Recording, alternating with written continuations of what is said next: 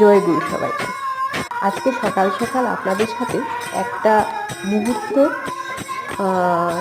Share করতে চলে এলাম। কালকে ছিল আমাদের ঠাকুরের অধিবাস, তাই এইবার প্রথমবার আমাদের বাড়ির সামনে হচ্ছে। তাই আমি ভাবলাম এইবার আর মিস করব না, এইবার আমি যাবই, র্যালিতে যোগ দেব। তাই সবার সাথে আমিও যোগ দিলাম।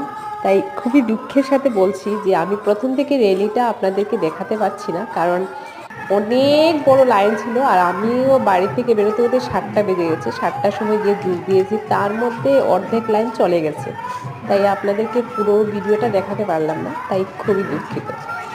আর সবার শেষে সবাই আবার মাঠে এসে সবাই এত নাচ করছিল, খুবই ভালো লাগছিল দেখতে। আমি তো এতটা সবাইকে চিনি না, কারণ আমি ওইখানে যাই না, তাই সবার সাথে একটু কম, তাই আমি আর নাচতে পারিনি। কিন্তু সবার নাচ দেখলাম আর খুব মজা লাগলো। অধিবাস মানে খুবই সুন্দর হয়েছে।